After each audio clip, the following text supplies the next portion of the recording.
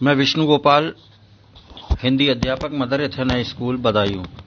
प्यारे बच्चों, पिछले पाठों में हमने आपको पार्ट 2 के अंतर्गत 28 तक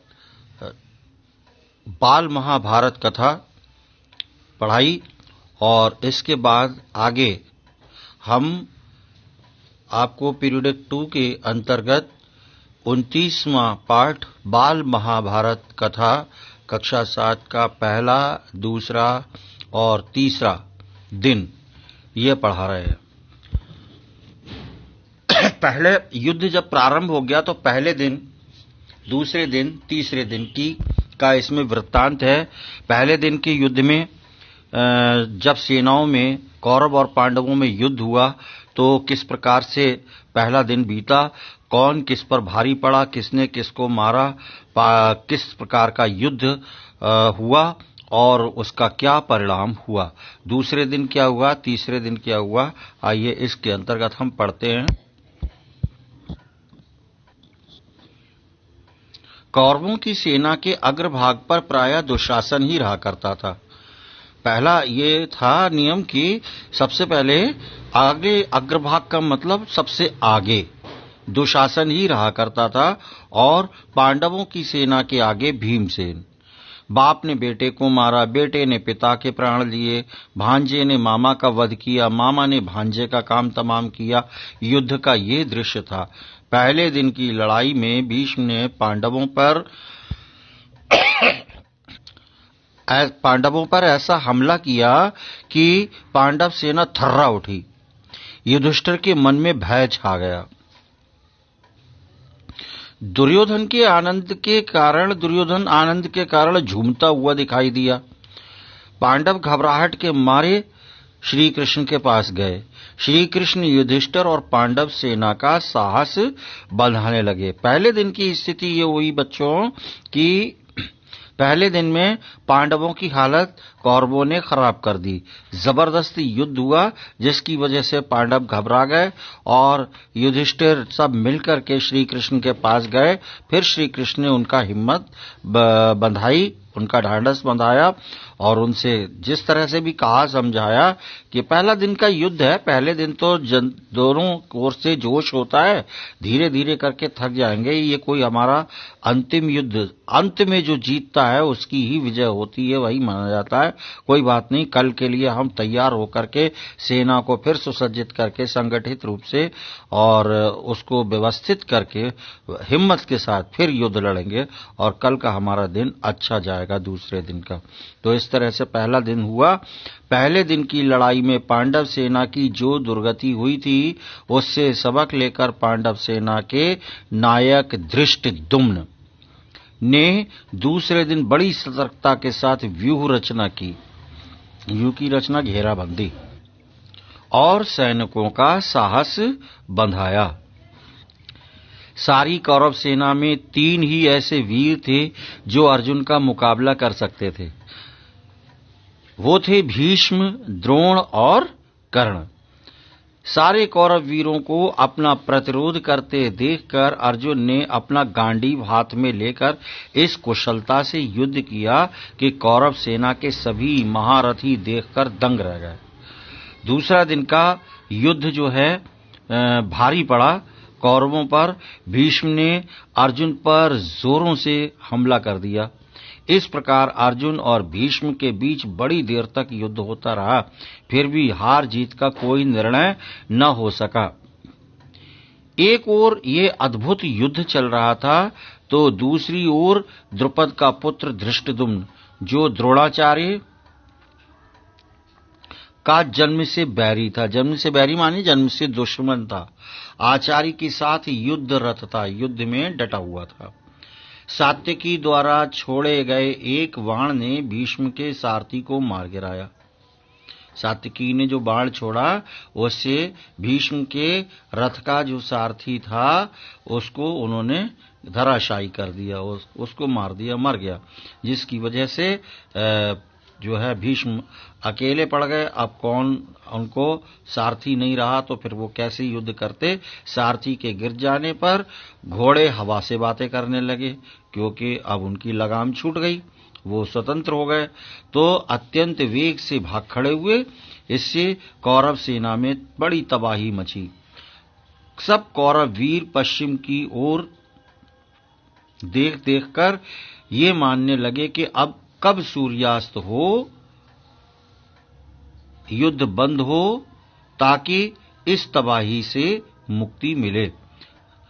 सूर्यास्त हुआ, संध्या हुई और युद्ध बंद हुआ।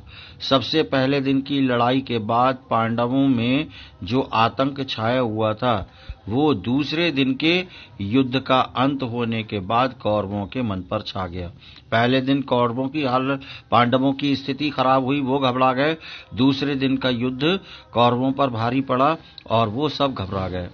तीसरे दिन दोनों सेनाओं की व्यूह रचना हो जाने के बाद दोनों पक्ष फिर से युद्ध में लग गए और एक दूसरे पर हमला करने लगे। भीमसेन द्वारा चलाए एक बाण से दुर्योधन जोर का धक्का खाकर बेहोश हो गया और रथ पर गिर पड़ा। ये देखकर उसके सारथी ने सोचा कि दुर्योधन को लड़ाई के मैदान से हटा लिया जाए, जिससे कौरव सेना को दुर्योधन के मूर्छित होने का पता न चले। इन्हीं विचारों से प्रेरित होकर सारथी जल्द से रथ को युद्ध भूमि से हटाकर छावनी की ओर ले गया, किंतु उसने जो सोचा था हुआ उससे उल्टा ही। अनुशासन के टूटने और सेना में खलबली मच जाने के कारण वह स्वयं ही बन गया। सैनिकों में भगदड़ मच गई। इधर पांडवों की सेना में आनंद छाया हुआ था। सब प्रसन्न थे, खुश थे। उनकी स्थिति को देख करके दिन के पहले भाग में उन्होंने कौरव सेना पर जिस प्रकार हमला करके उसे तितर बितर कर दिया था, उन्हें इस बात की आशा न थी कि भीष्म इस बिखरी हुई सेना को फिर से इकट्ठा करके उन पर टूट पड़ेंगे। यानी बिखरी हुई सेना को भीष्म ने पुनः एकत्रित किया और दोबारा से आक्रमण कर दिया। पांडव इस बात से बिल्कुल भी मतलब जो थे उनको आशा इसकी नहीं थी। तो भीष्म ने ऐसा भयानक हमला किया कि पांडव सेना के पांव उखड़ गए। श्री कृष्ण, अर्जुन और शिखंडी के प्रयत्नों के बावजूद सेना अनुशासन में न रह सकी।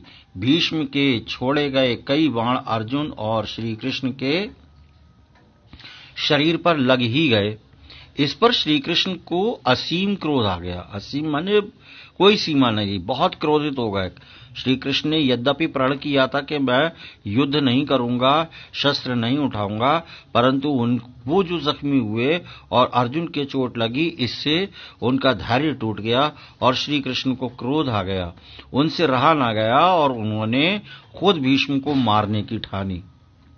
अर्जुन ये देखकर सन्न रह गया। उसने सोचा ये तो बड़ा अनर्थ हो जाएगा अगर कृष्ण ने भीष्म पर आक्रमण कर दिया।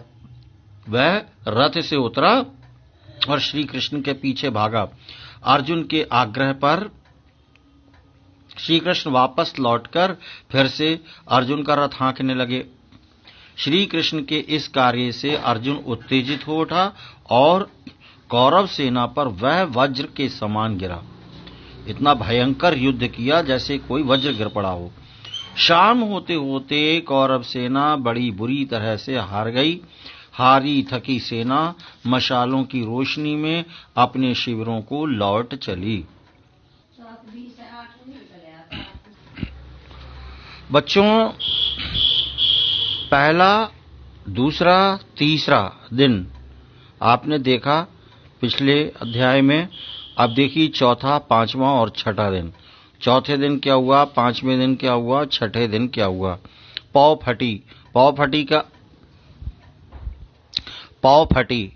फटी का मतलब होता है कि प्रातःकालीन सुबह का समय होता है, जब हल्की हल्की रोशनी हो रही होती है और रात्रि का प्रहर जो है वो समाप्त हो रहा होता है, रात जा रही होती है। आसमान में हल्के हल्के जो चंद्रमा और तारे जो दिखाई दे रहे होते हैं वो भी कम होते जाते हैं और रोशनी होती जाती है। उसको कहते हैं पांव फटना। आधा कुछ अंधेरा, कुछ प्रकाश, कुछ रोशनी। तो पांव फटी, लड़ाई शुरू हो गई। शल्य का पुत्र मारा गया। भीमसेन ने दुर्योधन के 8 भाई मार डाले। दुर्योधन ने भी निशाना साधकर भीमसेन की छाती पर एक भीषण अस्त्र चलाया। चोट खाकर भीम मूर्छित सा होकर रथ पर बैठ गया। अपने पिता का ये हाल देखकर घटोत्कच के क्रोध का ठिकाना न रहा। घटोत्कच भीमसेन का पुत्र था। वो अपने आपे से बाहर हो गया और उसने भयानक युद्ध प्रारंभ कर दिया। बच्चों, कोई भी पुत्र अपने पिता को अपने सामने आहत होते नहीं देख सकता। तो जब पिता को उसने देखा मूर्छित हो गए भीमसेन, तो पुत्र का खून खौल उठा और घटोत्कच क्रोध के मारे उसने भयंकर युद्ध प्रारंभ कर दिया। घटोत्कच के भीषण आक्रमण के आगे कौरव सेना टिक न सकी। सेना को व्याहल होती देखकर भीष्म ने युद्ध बंद कर दिया और सेना लौटा दी। उस दिन की लड़ाई में दुर्योधन के कितने ही भाई मारे गए। चिंताग्रस्त दुर्योधन अपने शिविर में जाकर व्यथित हृदय से बैठ गया। व्यथित माने दुखी हृदय से, बहुत दुखी हुआ। उसकी आंखें भर आईं। संजय कुरुक्षेत्र के मैदान का आंखों देखा हाल धृतराष्ट्र को सुनाता जाता था। वहां का बयान सुनते सुनते धृतराष्ट्र व्यथित हो जाते थे। वह दुख उनकी सहन शक्ति से भारी हो जाता था, तो वह कुछ कह सुनकर अपना शोक भार हल्का कर लेते। दुर्योधन बड़ी देर तक विचारों में डूबा रहा। इस प्रकार सोचते सोचते उसे नींद आ गई। सुबह होने पर दोनों सेनाएं फिर युद्ध के लिए सज्जित हो गईं। लड़ाई शुरू हो गई। उस दिन संध्या होते होते, संध्या माने शाम, होते होते अर्जुन ने हजारों कौरव सैनिकों का जीवन समाप्त कर दिया। इतना भयंकर और विशाल युद्ध हुआ। ये देखकर पांडव सेना के वीरों ने युद्ध को चारों ओर से घेर लिया और जोर का जय जयकार कर उठे। उनकी सेना में इतनी प्रसन्नता छा गई, इतनी खुशी कि उनसे रहा न गया और वो अपने वीरों की जय जयकार करने लगे। उधर सूरज डूबा और भीष्म ने युद्ध बंद करने की आज्ञा दी। दोनों ओर के थके थकाए सैनिक अपनी अपनी छावनी की ओर चले गए। छठे दिन सवेरे युद्ध छिड़ते ही दोनों तरफ की जन हानि, लोगों का नुकसान बड़ी तादाद में होने लगी। फिर लोग मारे जाने लगे। पर अंत में द्रोण ने वह तबाही मचाई कि पांडव सेना के पांव उखड़ गए। द्रोणाचार्य ने भयंकर युद्ध किया। इसके बाद तो अंधाधुंध युद्ध होने लगा। अंत में दुर्योधन बुरी तरह घायल हुआ और बेहोश होकर रथ से गिर पड़ा। तब कृपाचार्य ने बड़ी चतुराई से उसे रथ पर ले लिया, जिससे दुर्योधन की जान बच गई। आकाश लाल हो चला। सूरज डूबना ही चाहता था, फिर भी कुछ मुहूर्त तक युद्ध जारी रहा। सूर्यास्त के बाद युद्ध समाप्त हुआ। आज का युद्ध इतना भयंकर था कि धृष्टद्युम्न और भीमसेन के सकुशल शिविर में लौट आने पर दुर्योधन ने बड़ा आनंद मनाया। युधिष्ठिर ने, क्षमा करें, धृष्टद्युम्न और भीमसेन ने सकुशल शिविर में लौट आने पर युधिष्ठिर ने बड़ा आनंद मनाया, बड़ी प्रसन्नता, बहुत खुश हुए और उनकी खुशी की कोई सीमा न थी। 7वां, 8वां और 9वां दिन 31 वाला ये आप देख रहे हैं।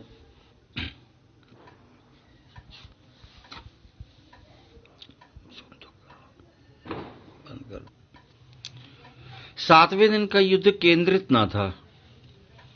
केंद्रित का मतलब किसी एक के ऊपर केंद्रित नहीं था कि किसका है। सब अपने अपने मोर्चों पर डटे हुए थे। बल्कि कई मोर्चे पर व्याप्त था। कई मोर्चे थे। प्रत्येक मोर्चे पर विख्यात वीरों में घमासान युद्ध होता रहा। एक मोर्चे पर अर्जुन के विरुद्ध स्वयं भीष्म डटे हुए थे। एक स्थान पर द्रोणाचार्य और विराट राज में भीषण युद्ध हो रहा था। एक अन्य मोर्चे पर शिखंडी और अश्वत्थामा में लड़ाई हो रही थी। एक स्थान पर धृष्टद्युम्न और दुर्योधन युद्ध में डटे हुए थे। एक ओर नकुल और सहदेव अपने मामा शल्य पर बाण बरसा रहे थे। दूसरी ओर अवंती के दोनों राजा युधामन्यु से लड़ते दिखाई दे रहे थे। एक मोर्चे पर दुर्योधन के 4 भाइयों की अकेला भीमसेन खबर ले रहा था, यानी अकेला भीम 4-4 से लड़ रहा था। दुर्योधन के 4 भाई और भीम स्वयं अकेला, यानी उनसे डट कर युद्ध कर रहा था। तो दूसरे मोर्चे पर घटोत्कच और भागदत्त में भयानक युद्ध छिड़ा हुआ था।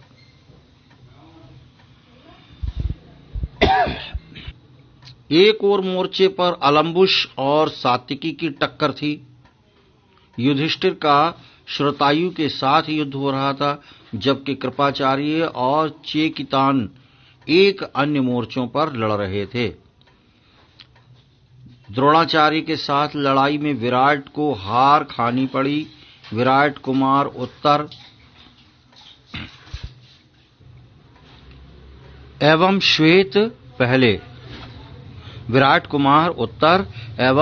श्वेत पहले ही दिन की लड़ाई में काम आ चुके थे। 7वें दिन के युद्ध में तीसरे कुमार शंख ने पिता के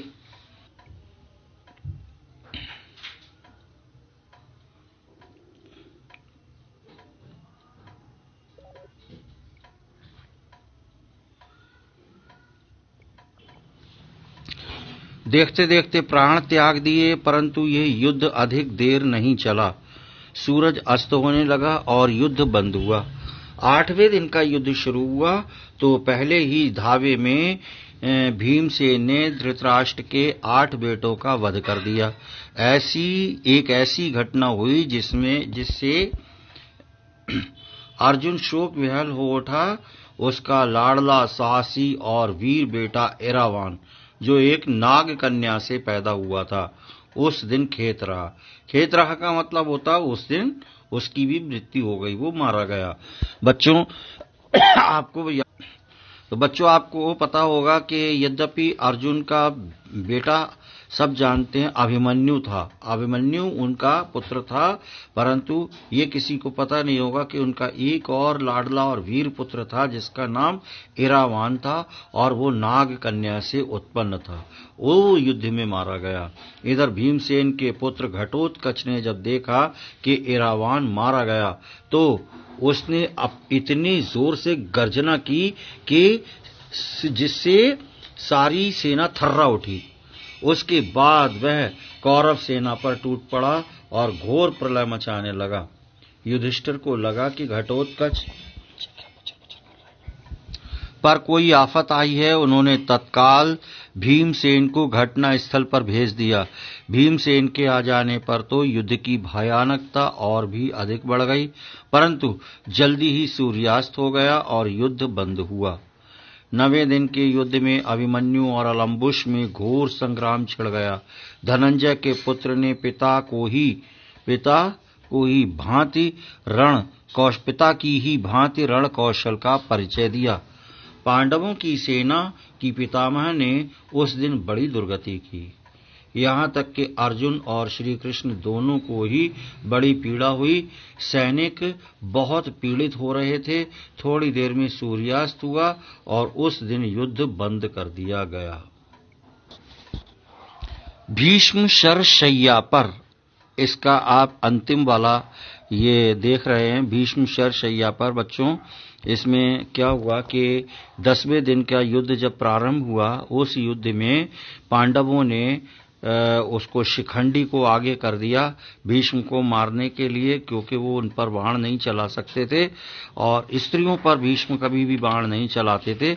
इसकी आड़ में अर्जुन ने भीष्म को भेद दिया। उनके अंगों पर इतने बाण चलाए, इतने कि एक उंगली रखने की भी जगह नहीं मिली और अंततोगत्वा जो है भीष्म गिर पड़े। इतने बाण थे कि जमीन पर गिरने से वो बाणों पर ही टिक गए। और इसमें दिखाया गया है कि फिर उन्होंने अर्जुन से कहा कि मेरे सिर के नीचे तकिया लगा दो, वो भी बाणों से लगाया। प्यास लग रही है, मुझे पानी पिला दो, तो पानी भी उन्होंने बाण से पानी का सोता बहा करके उन्होंने पानी पिलाया। और जब ये पता लगा कर्ण को तो वो उनसे मिलने आया और वहां पर कुछ भय और डर देखा उसने। भीष्म ने उसके माथे पर तो समझाया, कहा कि तुम राधे पुत्र नहीं हो, अधिरथ के पुत्र नहीं हो करके कुंती पुत्र और सूर्य पुत्र हो। तो इस तरह से तुमने अपने भाइयों से बैर मोल लिया है। मुझे लगता है कि तुम्हें उन्हीं के साथ रह करके युद्ध करना चाहिए तो तुम विजयी होगे। परंतु वो वचन दे चुका था और उसने कहा मैं तो उन्हीं के साथ रहूंगा, बीच में छोड़कर नहीं जा सकता। उनका आशीर्वाद लेकर के कर्ण वहां से गया। इसी प्रकार से आप इसमें देखेंगे एक बड़ा विस्तृत पाठ है कि क्या होता है। आइए, 10वें दिन का युद्ध शुरू हुआ। आज पांडवों ने शिखंडी को आगे किया था। आगे आगे शिखंडी और उसके पीछे अर्जुन। शिखंडी की आड़ से अर्जुन ने पितामह पर बाण बरसाए। शिखंडी के बाणों ने वृद्ध पिता का वक्षस्थल बींध डाला। वक्षस्थल माने सीना। सीने पर इतने बाण चलाए बिल्कुल कोई जगह नहीं छोड़ी, बिल्कुल छलनी कर दिया। भीष्म ने अपने चेहरे पर जरा भी शिकन न आने दी और शिखंडी के बाणों का प्रत्युत्तर नहीं दिया। शिखंडी भी उन पर बाण चला रहा था। अर्जुन ने जब ये देखा कि पितामह प्रतिरोध नहीं कर रहे हैं तो जरा जी कड़ा करके उसने भीष्म के मर्म स्थानों को लक्ष्य करके तीखे बाणों से बींधना शुरू कर दिया। भीष्म का सारा शरीर बिंध गया, पर इतने पर भी उनका मुख मलिन न हुआ। वो बिल्कुल भी दुखी नहीं हुए, परेशान नहीं हुए। भीष्म ने अर्जुन पर शक्ति अस्त्र चलाया। अर्जुन ने उसे 3 बाणों से काट गिराया। अब भीष्म को ये निश्चय हो गया था कि आज का युद्ध उनका आखिरी युद्ध होगा। वो समझ रहे थे कि अब उनका बचना मुश्किल होगा। इस कारण वो हाथ में ढाल तलवार लेकर रथ से उतरने लगे। अर्जुन का बाण बरसाना जारी था। उसके बाणों ने पितामह के शरीर में उंगली रखने की भी जगह न छोड़ी थी। पितामह के सारे शरीर में बाण ही बाण घुस गए थे। ऐसी अवस्था में ही भीष्म रथ से सिर के बल जमीन पर गिर पड़े। भीष्म गिर तो गए, लेकिन उनका शरीर भूमि से नहीं लगा। सारे शरीर में जो बाण लगे हुए थे वे एक तरफ से घुसकर दूसरी तरफ निकल आए थे। भीष्म का शरीर जमीन पर न गिरकर उन तीरों के सहारे ही ऊपर उठ रहा। पितामह अर्जुन से बोले, बेटा अर्जुन, मेरे सिर के नीचे कोई सहारा नहीं है, वह लटक रहा है, कोई ठीक सा सहारा तो लगा दो। भीष्म ने ये वचन उसी अर्जुन से कहे जिसने अभी अभी प्राणहारी बाणों से उनको बींध डाला था। भीष्म का आदेश सुनते ही अर्जुन ने अपने तरकस से 3 तेज बाण निकाले और पितामह का सिर उनकी नोक पर रखकर उनके लिए उपयुक्त तकिया बना दिया। भीष्म बोले, हे राजागण, अर्जुन ने मेरे लिए जो सिरहाना बनाया है उसी से मैं प्रसन्न हुआ हूँ। अभी मेरा शरीर त्यागने का उचित समय नहीं हुआ है, अतः सूर्य नारायण के उत्तरायण होने तक मैं यहीं और ऐसा ही पड़ा रहूंगा। आप लोगों में जो भी उस समय तक जीवित बचें वे आकर मुझे देख जाएं। इसके बाद पितामह ने अर्जुन से कहा, बेटा, मेरा सारा शरीर जल रहा है और प्यास लग रही है, थोड़ा पानी तो पिलाओ। अर्जुन ने तुरंत धनुष तानकर भीष्म को दाहिनी भुजा बगल में पृथ्वी पर बड़े जोर से एक तीर मारा। बाण पृथ्वी में घुसकर सीधा पाताल में जा लगा। उसी क्षण उस स्थल से जल का एक स्रोता फूट निकला और पितामह भीष्म ने अमृत के समान मधुर और शीतल जल पीकर अपनी प्यास बुझाई। वह बहुत ही खुश हुआ और प्रसन्न दिखाई दिए। बहुत ही खुश और प्रसन्न दिखाई दिए।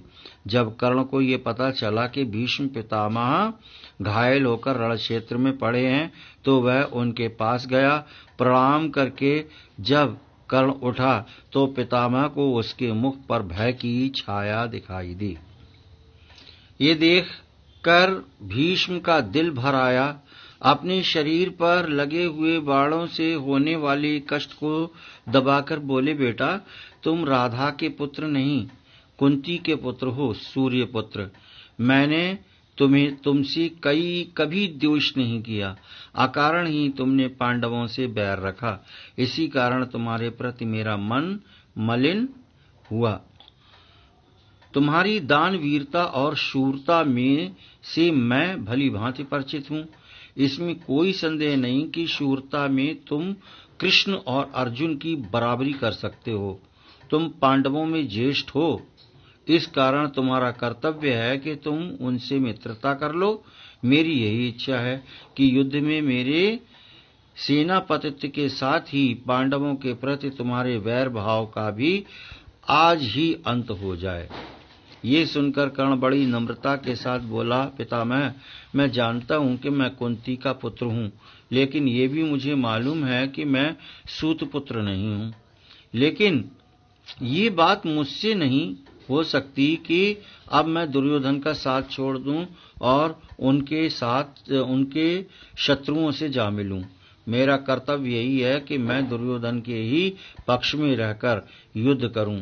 आप कृपया मुझे इस बात की अनुमति दें कि मैं दुर्योधन की तरफ से लड़ूं। मैंने जो कुछ किया था या कहा है, उसमें जितने दोष हों उसके लिए मुझे क्षमा कर दें। बच्चों, इस प्रकार से कर्ण की और भीष्म पितामह की बात हुई और भीष्म उनका आशीर्वाद लेकर के वहां से चला। कर्ण का कथन भीष्म बड़े ध्यान से सुनते रहे। उसके बाद बोले, जो तुम्हारी इच्छा हो वही करो। भीष्म पितामह से आशीष पाकर कर्ण बहुत प्रसन्न हुआ और रथ पर चढ़कर युद्ध क्षेत्र में जा पहुंचा। कर्ण को देखते ही दुर्योधन आनंद के मारे फूल उठा। भीष्म के विछोह का जो दुख उसके लिए दुस्सह सा प्रतीत हो रहा था। दुस्सह माने ना सहने योग्य, है ना। अब कर्ण के आ जाने पर किसी तरह उसे भूल जाना उसके लिए संभव मालूम होने लगा। दुर्योधन और कर्ण इस बारे में सोच विचार करने लगे कि अब सेनापति किसे बनाया जाए। रीति से द्रोणाचार्य का सेनापति पद पर अभिषेक हुआ। द्रोणाचार्य ने 5 दिन तक कौरवों की सेना का संचालन करते हुए घोर युद्ध किया। यद्यपि अवस्था में वह बूढ़े थे, फिर भी सात्यकी, भीम, अर्जुन, धृष्टद्युम्न, अभिमन्यु, द्रुपद, काशीराज आदि सुविख्यात वीरों के विरुद्ध द्रोणाचार्य अकेले ही भिड़ जाते थे और एक एक को खदेड़ देते थे। 5 दिन तक उनके हाथों पांडवों की सेना बहुत ही सताई गई। आचार्य द्रोण ने पांडव सेना की नाक में दम कर दिया। द्रोणाचार्य के सेनापतित्व ग्रहण करने के बाद दुर्योधन, कर्ण और दुशासन तीनों ने आपस में सलाह करके एक योजना बनाई। उसके अनुसार दुर्योधन आचार्य के पास जाकर बोला, आचार्य किसी भी उपाय से युधिष्ठिर को जीवित ही पकड़कर हमारे हवाले कर सके तो बड़ा ही उत्तम हो। दुर्योधन का उद्देश्य तो कुछ और ही था। दुर्योधन को ये भी पता चल गया था कि युधिष्ठिर का वध करने से कोई लाभ भी नहीं होगा। इसके विपरीत यदि युधिष्ठिर को जीवित पकड़ लिया जाए तो युद्ध भी शीघ्र ही बंद हो जाएगा और जीत भी कौरवों की ही होगी। थोड़ा राज्य युधिष्ठिर को देने का बहाना करना होगा, सो वह कर देंगे और बाद में फिर जुआ खेलकर सहज ही में उसे वापस छीन भी लेंगे। इन्हीं सब विचारों से प्रेरित होकर दुर्योधन ने द्रोणाचार्य से युधिष्ठिर को जीवित पकड़ लाने का अनुरोध किया था। लेकिन द्रोण को जब दुर्योधन के असली उद्देश्य का पता लगा तो वह बहुत उदास हो गए। इससे उनके मन में दुर्योधन के प्रति तीव्र घृणा उत्पन्न हो गई। मन ही मन ये सोचकर उन्होंने संतोष कर लिया कि युधिष्ठिर के प्राण न लेने का कोई न कोई बहाना तो मिल ही गया। पांडव तो द्रोणाचार्य की अद्वितीय शूरता एवं शस्त्र विद्या के अनुपम ज्ञान से भली भांति परिचित ही थे। अतः जब सुना कि द्रोणाचार्य ने युधिष्ठिर को पकड़ने का निश्चय ही नहीं किया बल्कि प्रतिज्ञा भी की है तो वे भी भयभीत हो गए, डर गए। सबको यही चिंता रहने लगी कि किसी भी तरह युधिष्ठिर की रक्षा का पूरा प्रबंध किया जाए। द्रोण ने अपने सारथी को आज्ञा दी कि रथ को उस ओर ले चलो जिधर युधिष्ठिर युद्ध कर रहे हों। युधिष्ठिर संभले इससे पहले ही द्रोणाचार्य वेग से उसके निकट जा पहुंचे। धृष्टद्युम्न ने 1000 चेष्टा की परंतु वो द्रोण को नहीं रोक सका। युधिष्ठिर पकड़े गए कि चिल्लाहट से सारा कुरुक्षेत्र गूंज उठा। इतने ही में एकाएक न जाने कहां से अर्जुन उधर आ पहुंचा और अर्जुन के गांडीव से बाणों की ऐसी अविरल मानी लगातार जो रुकी नहीं रही थी, ऐसी बौछार छूट रही थी एक के बाद एक कि कोई देख ही नहीं पाता था कि कब बाण धनुष पर चढ़ते और कब छूटते थे। इतनी तीव्र गति से बाण को छोड़ रहा था। तो कुरुक्षेत्र का आकाश बाणों से भर गया। पूरे आसमान में बाण ही बाण थे। इस कारण सारे मैदान में अंधकार छा गया। पूरे बाणों के बिछ जाने से आकाश में अंधेरा हो गया। तो अर्जुन के हमले के कारण द्रोणाचार्य को पीछे हटना पड़ा। युधिष्ठिर को जीवित पकड़ने का उनका प्रयत्न विफल हो गया और संध्या होते होते उस दिन का युद्ध भी बंद हो गया। कौरव सेना में भय छा गया। पांडव सेना के वीर शान से अपने अपने शिविर को लौट चले। सैन्य समूह के पीछे पीछे चलते हुए कृष्ण और अर्जुन अपने शिविर में जा पहुंचे। इस प्रकार 11वें दिन का युद्ध समाप्त हुआ। प्यारे बच्चों, ये आपका भीष्म शरशय्या तक पीरियड 2 का सिलेबस था। इसके बाद अब आप इससे संबंधित जो प्रश्न उत्तर हैं वो हम आपको दिखाते हैं पीडीएफ के माध्यम से, आप उनको देखें। पहला शुरू करें। हिंदी बाल महाभारत कथा पार्ट 3 ये अंतिम आपका है और इसका 28 से हमने पहला, दूसरा और तीसरा दिन यहां से आपको अभी पढ़ाना शुरू किया। उसी का प्रश्न नंबर 19 आप देखें। पहले दिन के युद्ध में किसकी दुर्गति हुई? पांडव सेना की। चौथा, पांचवां और छठा दिन के अंतर्गत 20वां प्रश्न, घटोत्कच कौन था? भीमसेन का पुत्र। और 30वां, 7वां, 8वां और 9वां दिन। 21वां प्रश्न है, युधिष्ठिर का युद्ध किसके साथ हुआ था? श्रुतायु के साथ। 22वां प्रश्न देखें, 8वें दिन के युद्ध में भीमसेन ने धृतराष्ट्र के कितने बेटों का वध कर दिया? 8 बेटों का। और प्रश्न संख्या 23 में देखें, नाग कन्या से उत्पन्न अर्जुन का वीर लाडला साहसी बेटा कौन था? एरावान। और 24वां प्रश्न, 9वें दिन के युद्ध में अभिमन्यु के साथ किसका युद्ध हुआ? अलम्बुश के साथ। और अंतिम आपका आ गया है 31वां, भीष्म शर शय्या पर। भीष्म शर शैया पर। प्रश्न संख्या 25वां, 10वें दिन के युद्ध में पांडवों ने किसे आगे किया? शिखंडी को। प्रश्न संख्या 26 है, कुंती पुत्र कर्ण के पिता कौन थे? सूर्यदेव। और 27वां प्रश्न और अंतिम प्रश्न है, दुर्योधन ने किसे जीवित पकड़ने की योजना बनाई? युधिष्ठिर को। प्यारे बच्चों, इस प्रकार से आपका ये वाला पाठ्यक्रम समाप्त होता है। आशा है कि आपको ये सभी पाठ जो पढ़ाए गए हैं आपने ध्यान से सुने, समझे और पढ़े होंगे। सभी पाठ आपको समझ में आए होंगे। इसके प्रश्न उत्तर भी आपने देख लिए हैं, समझ लिए हैं। अगली वीडियो में हम आपसे पुनः मिलते हैं। तब तक के लिए जय हिंद, जय भारत।